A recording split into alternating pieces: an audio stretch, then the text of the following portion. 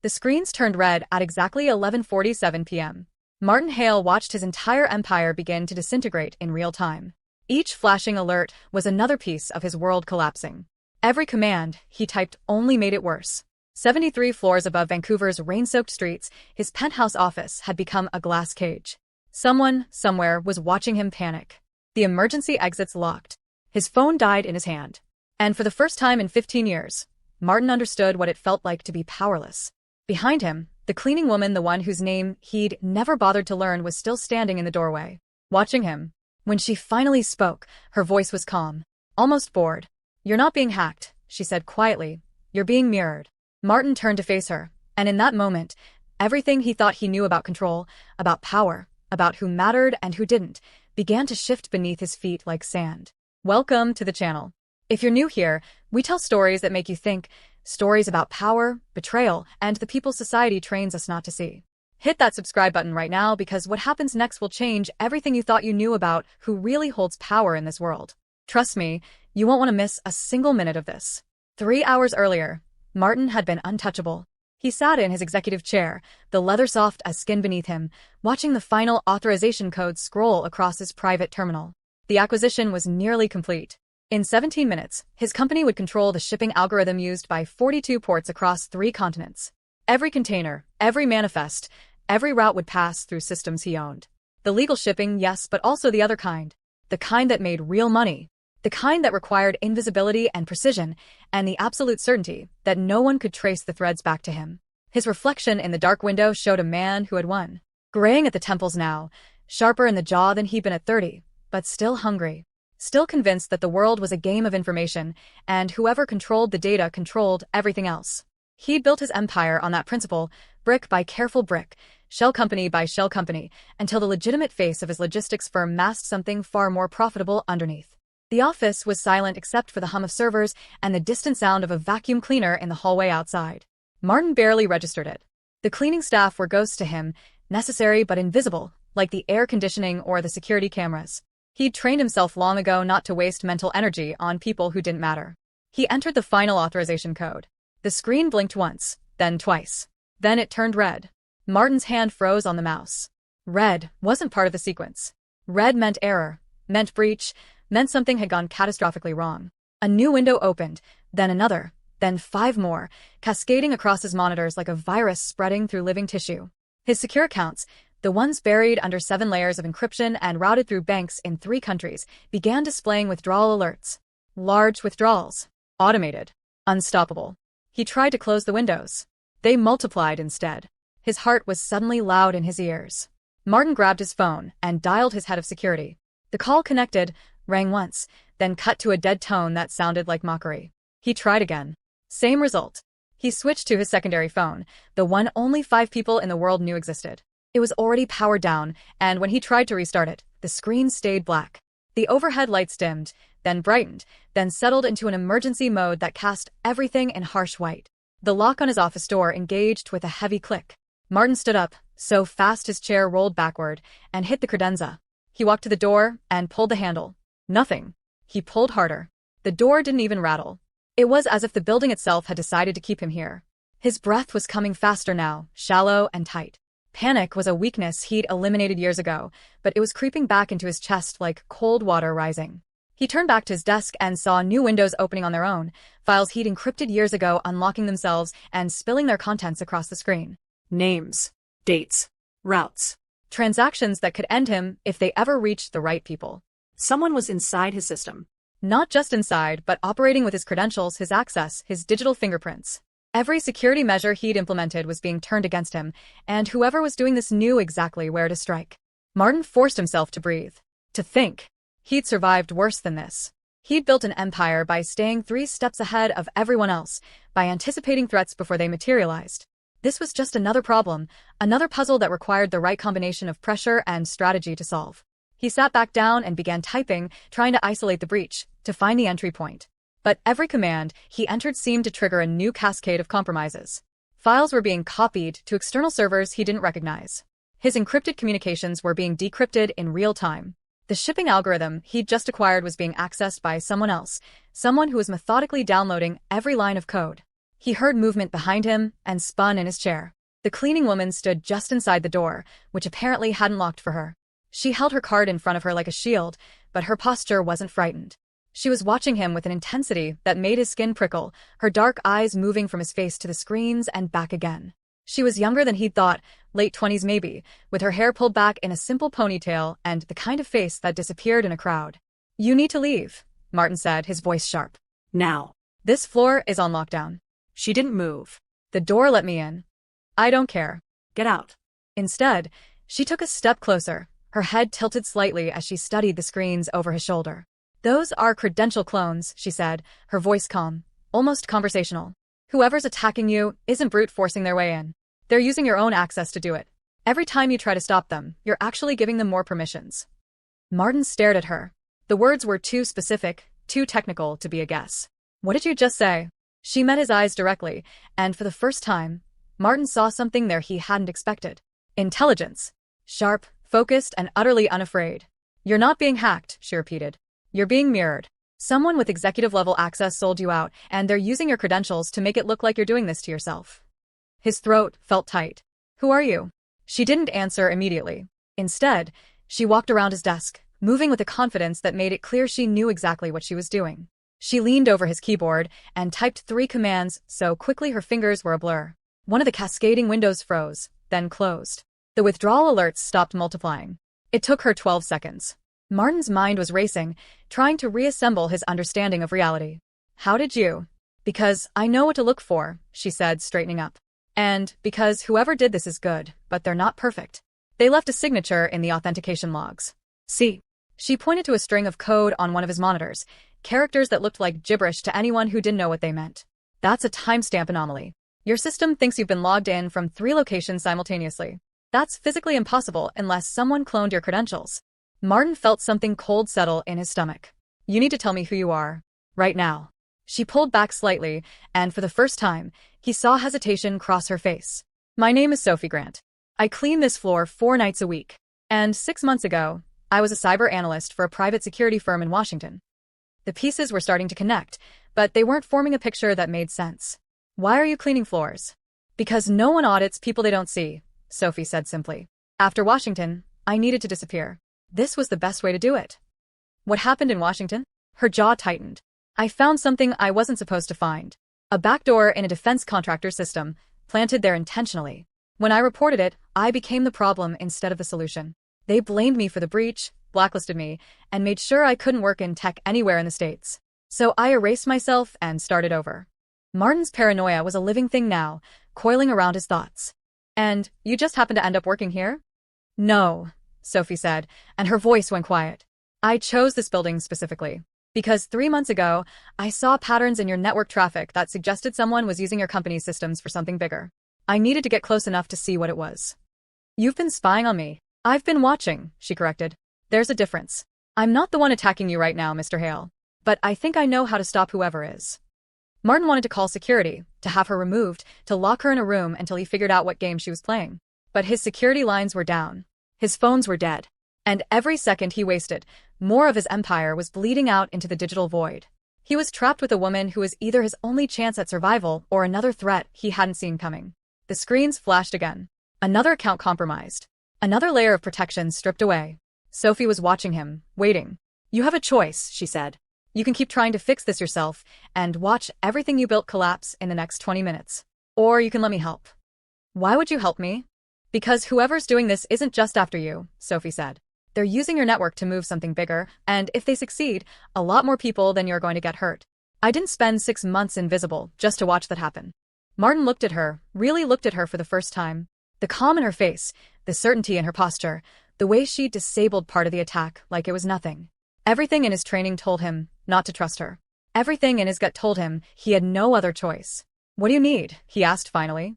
Sophie's expression didn't change, but something shifted in her eyes. Relief, maybe, or determination. "Full admin access. Root-level permissions to your entire network. I need to see everything." "That's insane." "That's the price," she said. "I can trace where this is coming from, create a false data stream to make them think they're winning while I track their real location. But I need complete access to do it. No restrictions. No firewalls between me and your system." Martin felt the weight of the decision pressing down on him like physical force. His entire empire, every secret, every crime, every transaction that could put him in prison for the rest of his life, all of it would be in her hands. He thought about his security advisors, the men he paid extraordinary amounts of money to handle situations exactly like this. They'd tell him to eliminate her the moment the crisis passed. They'd tell him that loose ends were how empires fell. But those men weren't here. He was alone with a woman who knew too much and offered too much, and the red screens were still flashing, and time was running out. He reached for his keyboard and pulled up the admin console. His hands were steady as he typed, muscle memory taking over where rational thought had failed. He created a new superuser account, granted it every permission the system allowed, and set the password to something he'd never used before. Then he turned the screen toward Sophie. "If you betray me," he said quietly, "I will end you. I don't care where you hide or how invisible you think you are. I'll find you." Sophie looked at him, without flinching. "If I wanted to betray you, Mr. Hale, I'd have done it 6 months ago." She sat down in his chair, her fingers already moving across the keyboard. "Now let me work." Martin stepped back and watched her transform. The quiet cleaning woman disappeared, replaced by someone else entirely. Her posture changed, her focus sharpened, and her hands moved across the keyboard with the kind of fluidity that came from years of practice. Code scrolled across the screens faster than Martin could follow, windows opening and closing, data streams redirecting, firewalls being rebuilt from the inside out. "They're routing through Singapore," Sophie said without looking up. "Secondary server in Estonia. Third layer in Mexico City. Whoever set this up knows how to cover their tracks. Can you stop it? I can slow it down. Make them think they're succeeding while I trace the real source." Her fingers never stopped moving. "But this is sophisticated. Military-grade encryption, custom-built malware, the kind of resources that take serious money and serious expertise." Martin felt his paranoia crystallizing into certainty. "It's someone inside." "Most breaches are," Sophie said. "Someone with your level of access, someone who knows your security protocols well enough to predict your responses. They've been planning this for months." She pulled up a new window, one that showed a map of the world with dozens of red dots connected by glowing lines. "This is your network traffic for the past 6 hours. See these patterns?"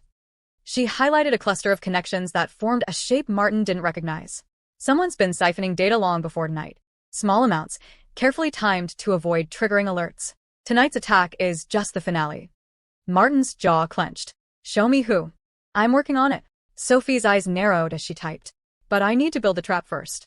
If they realize we're onto them, they'll burn their bridges and disappear. We get one shot at this."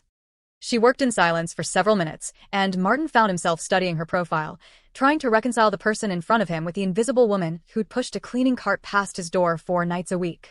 How many times had he walked right by her, without a second glance?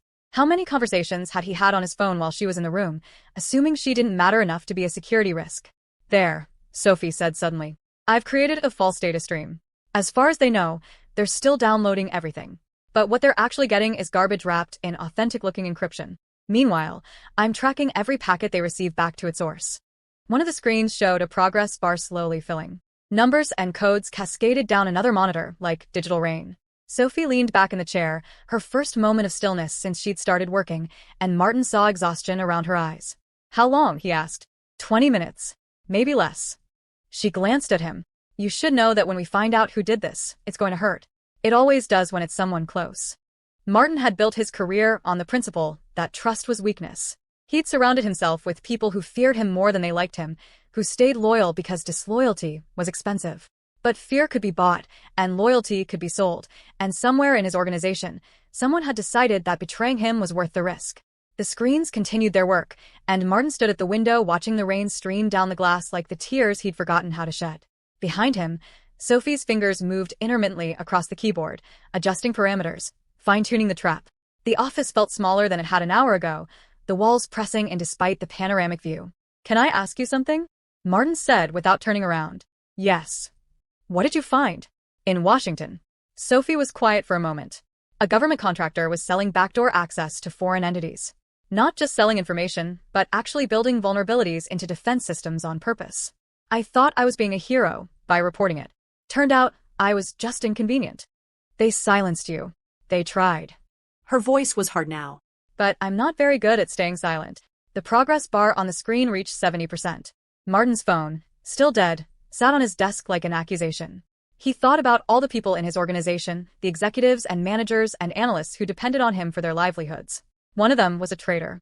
One of them had looked at everything he'd built and decided to tear it down. Almost there, Sophie said.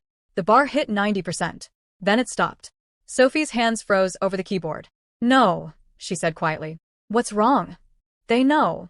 Her fingers were flying now, typing commands faster than before. They just killed the connection. They're trying to wipe the trail. Can you stop them? I'm trying. Sweat was beading on her forehead. They're good. They're really good. I need their. A final window opened, and a single name appeared on the screen in white letters against a black background. Daniel Cross. Martin felt the ground shift beneath him. Daniel. His chief operations officer. The man who'd been with him for 8 years. The man who knew every aspect of the business, legal and otherwise. The man who Martin had trusted with access to systems that could destroy them both. Are you sure? Martin's voice sounded strange in his own ears. Sophie pulled up a cascade of evidence. Authentication logs, communication records, encrypted messages sent from Daniel's personal account to external servers. The trail was clear. Daniel had been planning this for at least 4 months, possibly longer. He'd been selling information to someone, building toward tonight's final breach. Who's he working with? Martin asked. Sophie typed for another minute, pulling threads together. North Point Systems. They're a competing logistics firm, smaller than you, but aggressive. They've been trying to break into the international shipping market for 2 years. With your algorithm and client data, they'd leapfrog a decade of development. Martin's hands curled into fists. North Point. He dismissed them as irrelevant, too small to be a threat. That had been a mistake. Daniel had seen the opportunity and taken it, selling out everything for what Martin assumed was an obscene amount of money and probably a position at North Point afterward. Can you find him? Martin asked, his voice ice cold now. I can trace his current location through his phone. Sophie's fingers moved across the keyboard. He's at the Vancouver docks. Pier 19, specifically. Looks like he's there to make the final handoff. The docks. Of course. That's where the real business happened, where containers could be rerouted and manifests could be altered, and people who knew too much could disappear into the water without anyone asking questions. Martin had used those docks for his own purposes many times. The irony of Daniel using them to betray him was almost poetic. I need to get out of this building, Martin said. The lockdown's still active. Sophie pulled up the building security interface. But I can override it. Give me 30 seconds. She worked in silence, and Martin watched the security protocols fall away one by one like dominoes. The emergency lighting switched back to normal. The locks on his office door disengaged with a soft click. His elevators came back online. You're clear, Sophie said. She stood up from his chair and looked at him directly. What are you going to do? I'm going to have a conversation with Daniel. And then? Martin's smile was thin and sharp. That depends on what he says. Sophie hesitated, then reached into her pocket and pulled out a small USB drive. Everything I just traced is on here. The authentication logs, the communication records, Daniel's connections to North Point. If things go wrong tonight, this is your insurance. Martin took the drive. It was warm from her pocket. Why are you giving me this? Because I want Daniel caught, but I want North Point caught more. They're not just buying stolen data. They're planning to use your shipping network for arms trafficking. I've seen the manifest codes. If they get control of your algorithm, they'll move weapons through ports that aren't equipped to detect them. Sophie's voice was steady, but Martin could hear the anger underneath. That's what I've been watching for. That's why I'm here. Martin understood then. This wasn't about him at all. Sophie had her own mission, her own reasons, and he'd just been a piece on her chessboard. The realization should have made him angry, but instead, he felt something close to respect. Come with me, he said. What? To the docks. You've been invisible long enough. Time to finish what you started. Sophie looked at him for a long moment, and Martin saw the war happening behind her eyes. Invisibility was safety. Invisibility was how she'd survived. But invisibility also meant watching from the shadows while other people made the choices that mattered. Okay, she said finally. But I drive. They took Martin's private elevator down 73 floors, the descent so smooth it felt like falling. The building's lobby was empty except for a security guard who barely glanced up as they passed. Outside, the rain had intensified, turning the streets into rivers of reflected light. Sophie led him to a decade-old Honda parked in the employee section, a car so unremarkable it could disappear in any crowd. Martin climbed into the passenger seat, and Sophie started the engine. They pulled out into Vancouver's late-night traffic, the windshield wipers beating a steady rhythm against the rain. The city slid past them in blurs of neon and shadow, and Martin found himself in the strange position of putting his life in the hands of someone he'd ignored for 6 months. What did they offer him? Sophie asked, as she navigated through a yellow light. Daniel? Martin shook his head. Money, probably. A position at North Point. Maybe the satisfaction of watching me fall. People betray you for all kinds of reasons. Do you know which one it was for him? Martin thought about Daniel. The careful way he spoke in meetings, the methodical approach to problem-solving, the ambition that Martin had encouraged because ambitious people were useful. He wanted to be me, Martin said finally. He just didn't have the patience to wait. They drove in silence for several minutes, the city giving way to industrial zones and warehouses. The Vancouver docks spread out before them like a mechanical forest, cranes rising into the darkness like skeletal giants. Shipping containers were stacked in precise rows, each one a metal box that could hold anything from furniture to weapons to human lives. Sophie pulled a car into an alley between two warehouses and killed the engine. Pier 19 is 2 blocks east. If Daniel's smart, he'll have people watching the approach. He's smart, Martin said. But he thinks I'm still trapped in my office watching everything collapse.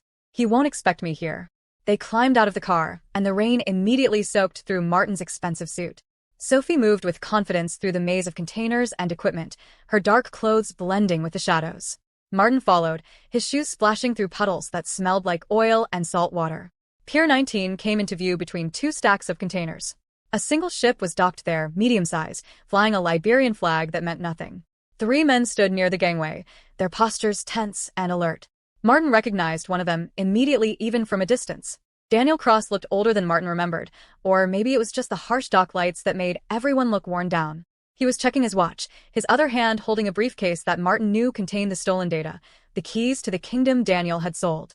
Sophie crouched behind a container and pulled out her phone. I'm recording this. Everything he says can be used as evidence. Martin nodded. Call the police.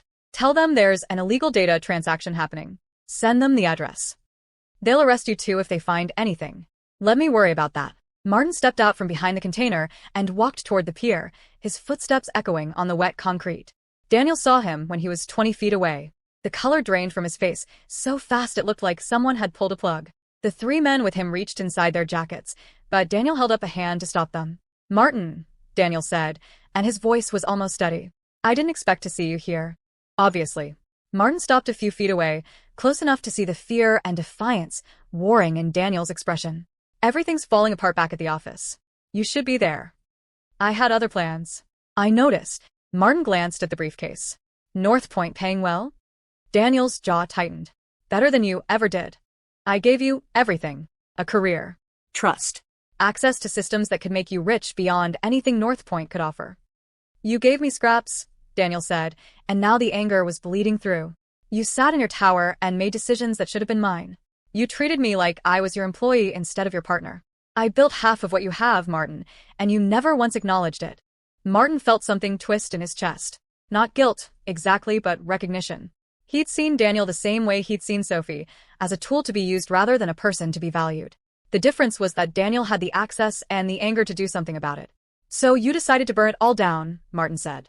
I decided to take what I earned. Daniel lifted the briefcase slightly. Everything you built, I can rebuild better.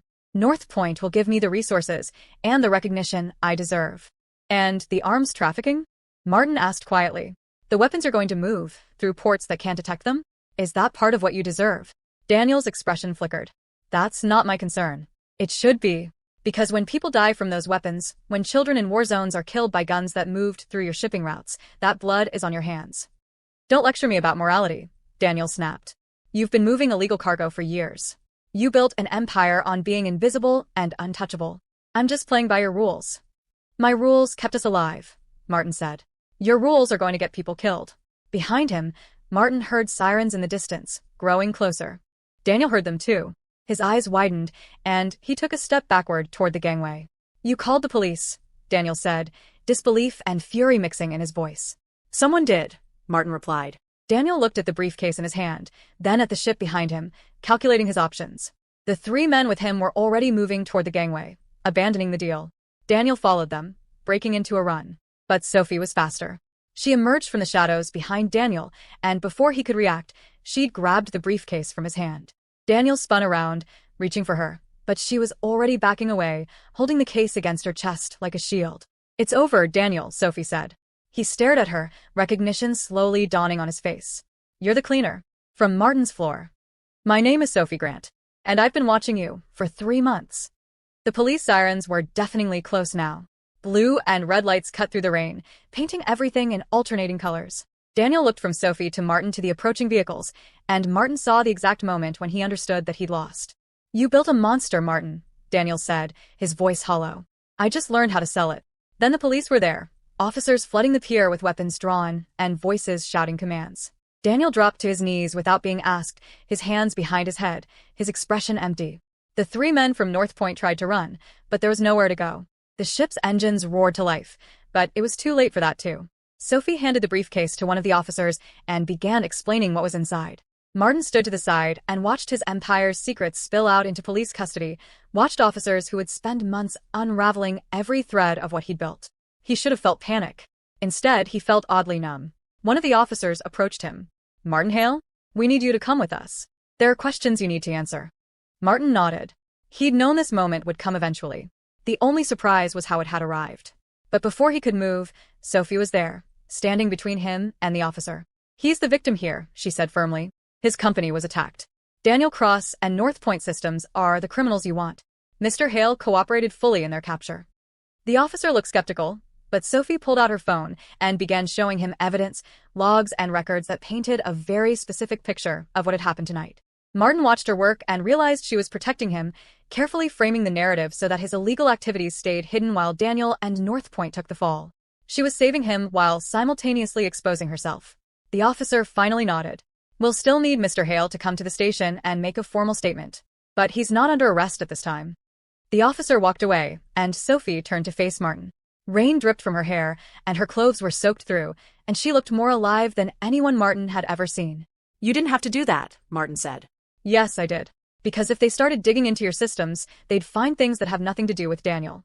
Things that would hurt people who depend on your company." Sophie's voice was quiet but firm. "I want the criminals caught. I don't want collateral damage." Martin understood what she wasn't saying. She'd just made a choice to protect him despite knowing exactly who he was and what he'd done. That kind of loyalty was supposed to be bought, not given freely. "Your cover is gone," Martin said. "Every officer here saw your face. North Point knows who you are now. You can't go back to being invisible." "I know." Sophie looked down at her hands, then back up at him. "But maybe that's not such a bad thing." They stood in the rain while the police processed the scene around them, and Martin felt the weight of everything that had changed in a single night. His empire had survived, barely. His trust had been shattered. And the woman he'd ignored for 6 months had become the most important person in his world. 2 hours later, they sat in separate rooms at the police station, giving statements that would take weeks to fully process. Martin told them about the cyberattack, about discovering Daniel's betrayal, about Sophie's role in tracking him down.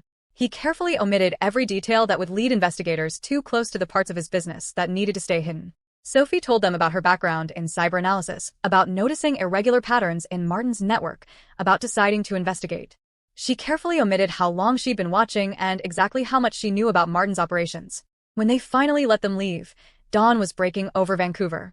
The rain had stopped, and the city looked washed clean new. Martin found Sophie in the parking lot, leaning against her Honda, staring at the horizon where the sun was turning the clouds pink and gold. She looked exhausted in a way that went deeper than physical tiredness. The weight of visibility was already settling on her shoulders. "They're going to want you to testify," Martin said as he approached. "Daniel's trial. North Point's investigation. Your face will be everywhere." Sophie didn't look at him. "I know. Everyone who wanted to forget about me in Washington is going to remember I exist. The FBI, the contractors, everyone I've been hiding from." "Is that what you want?" "Want?" Sophie laughed, but there was no humor in it. "I wanted to stay invisible. I wanted to keep watching and never be seen. But that option died tonight on that pier." Martin stood beside her, both of them watching the city wake up. Cars were beginning to fill the streets, people heading to jobs where their biggest worry was traffic or coffee orders. Normal lives. Safe lives. Lives neither of them would ever have again. "I need to rebuild my security infrastructure," Martin said after a long silence. "Every system Daniel touched is compromised. Every protocol needs to be rewritten. That'll take months, maybe years. At least." Martin turned to face her. "I need someone who understands the threats. Someone who's seen what betrayal looks like from both sides. Someone who already knows all my secrets." Sophie finally looked at him, her expression unreadable. "Are you offering me a job, Mr. Hale?" "I'm offering you a partnership." The words came out more honest than Martin had intended. "Chief Security Architect. Not as my employee, but as someone with real authority, real power to build systems the right way. You've already seen everything, Sophie. You know what I am. The question is whether you can work with that." She was quiet for so long Martin thought she might just walk away, get in her car and disappear again, find another city, another identity, another life spent watching from the shadows. I need full transparency, Sophie said finally. No more secrets about what your company is really doing. If I'm going to protect your systems, I need to know what I'm protecting and why. Agreed. And I want veto power. Her voice was harder now. On any operations that involve moving illegal cargo. If I think something is going to hurt people, we don't do it. Non-negotiable. Martin felt resistance rise in his chest. That kind of limitation would cost him millions. Would force him to turn down opportunities that had made him rich. But he'd spent the night trapped in his own building, betrayed by someone he trusted, saved by someone he'd ignored. The old rules had failed. Maybe it was time for new ones. Agreed, he said. Sophie extended her hand. Martin shook it, her grip firm and steady. Consider your offer carefully, he added. Once you're visible, you can't go back. Everyone who might want to hurt me will know you're the way to do it. I've been thinking about that. Sophie released his hand. I spent years being invisible because I thought that was safety. But you know what I learned tonight? Invisibility is just another kind of prison. At least if I'm visible, I can fight back. They stood in the parking lot as the sun climbed higher, and Martin understood that everything had fundamentally changed. His empire had survived, but it would never be the same. The systems he'd trusted were broken. The people he'd relied on were gone. And the woman he'd ignored had become the foundation of whatever came next. Go home, Martin said. Get some sleep. We'll talk about details when your head is clearer. Sophie nodded and climbed into her car. Martin watched her drive away and wondered if she would actually return or if the weight of visibility would send her running one more time. 3 days passed. Martin worked 18-hour days, managing the fallout from Daniel's arrest, fielding calls from concerned clients, watching the news coverage that painted him as either a victim or a criminal depending on which channel you watched. His lawyers worked overtime to control the narrative. Sophie considered this. Some days, when I see my face in the news or get threats from people who don't like what I'm doing. But mostly no. Being invisible meant being powerless. At least now, when things go wrong, I can try to fix them. Things will go wrong. Someone will try to breach us again. Someone will find a vulnerability we missed. I know. Sophie smiled slightly. That's what makes it worth doing. Martin's phone buzzed. Another attempted breach, automatically detected and blocked by Sophie's systems. The notification showed the attempt originated in Eastern Europe. They're getting bolder, Martin said, showing Sophie the alert. Good. Let them try. Every attempt gives us data about how they think. She pulled out her phone and began typing. I'll have my team analyze the attack vector. Martin felt grateful. Not for his empire or wealth or power, but for the chance to build something better than what he'd had before.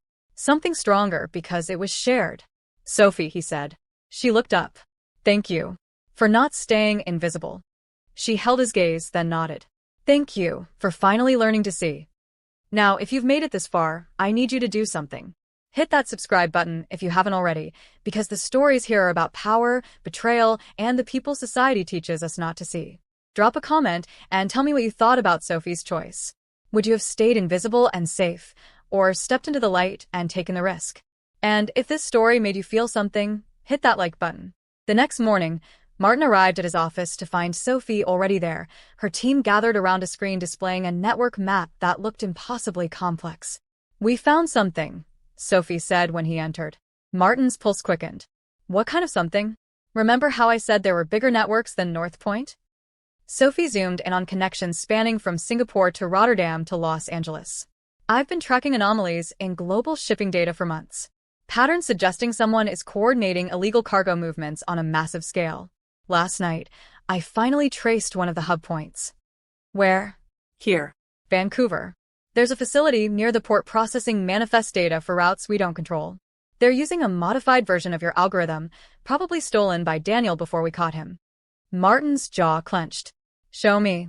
Sophie pulled up satellite images of a warehouse, shipping records showing suspicious patterns, financial transactions connecting to shell companies in 6 countries. The scope was staggering, far larger than anything Daniel and North Point had attempted. This is going to be dangerous, Sophie said quietly. These aren't amateurs. This is organized, well-funded, probably connected to people who won't hesitate to hurt us if we get too close. Martin looked at the map, at threads connecting across continents, at the scale of what Sophie had uncovered. A year ago, he would have walked away, would have protected his empire by avoiding the risk. But Sophia taught him that real power wasn't about staying safe. It was about choosing what mattered enough to fight for. Then we'd better be careful, Martin said. Where do we start? Sophie's expression shifted, determination replacing concern. I've got ideas. But we'll need help. This isn't something we can take down alone. What kind of help? Remember Director Chin? Sophie pulled out her phone. I think it's time I made that call. Not to work for them, but to work with them. Martin nodded slowly, understanding. A partnership between his resources and federal authority, between Sophie's expertise and the FBI's reach. It would expose him to scrutiny, require trust on a level he'd never attempted. But looking at the map, at the scale of what they discovered, he understood some fights were too big for invisibility and isolation. Make the call, he said. Sophie dialed, and Martin listened as she explained what they'd found to Director Chin. The conversation was professional and detailed, and Martin heard the shift in Sophie's voice as she moved from defense to offense, from someone hiding to someone leading the charge. When she hung up, she looked at Martin with equal parts excitement and apprehension. Chen's sending a team. They'll be here tomorrow to coordinate. Are you ready? Martin asked. Sophie looked at the map, at the complexity of what they were attempting, at the risks that came with visibility and action. Then she looked back at Martin, and he saw in her eyes the same calm certainty she'd shown the night of the crisis. No, she said honestly. But I don't think you're ever really ready for something like this. You just decide it matters enough to try anyway. Martin thought about that as they planned their next moves. They were about to step into something bigger than either of them, something that would test everything they'd built together. But standing in his office with Sophie and her team working around him, Martin felt something he'd forgotten existed. The sense that he wasn't alone in the fight. That partnership might actually be stronger than control ever was. The sun was setting over Vancouver, painting the city in amber and gold. Sophie stood at the window, silhouetted against the light, and Martin saw clearly what he'd been blind to for so long. The most dangerous people weren't the ones you could see coming. They were the ones you trained yourself not to see at all. And sometimes, if you were lucky, those invisible people decided to save you anyway. Outside, the city continued its evening rhythm, unaware of forces moving beneath its surface. Unaware that in a tower high above the streets, two people who had learned to see each other were preparing to wage war against shadows. The story wasn't over. In many ways, it was just beginning. The network they discovered was vast and complex. Taking it down would require months of work, careful coordination, and risks neither could fully anticipate. But Martin had stopped believing in easy victories. He'd learned that real change was messy and complicated and required trusting people you couldn't control. That invisibility was a choice and visibility was a choice, and both came with costs that had to be weighed carefully. Most importantly, he'd learned that the people you ignore might be the ones who save your life. Sophie turned from the window, focused and determined. Ready to get to work? Martin nodded. Ready. They sat down at the conference table, and as the city darkened and the first stars appeared, they began planning the next phase. The criminals they were hunting didn't know yet that they'd been seen. Didn't know that the invisible woman had stepped into the light and brought federal resources with her. That was about to change. And somewhere in the night, in cities across continents, in warehouses and shipping yards and corporate offices, the threads of the network continued their work. Unaware that their time was running out. Unaware that two people who understood the cost of betrayal were coming for them. The last access had been breached. Now it was time to close it forever. But that's a story for another time. A story still being written in shadows and light, in the careful dance between visibility and power, between trust and survival. For now, all you need to know is this. Sophie Grant chose to be seen, and that choice changed everything. The rest? You'll have to wait and see how it unfolds. Because some stories don't have endings. They just have new beginnings. And this one is just getting started.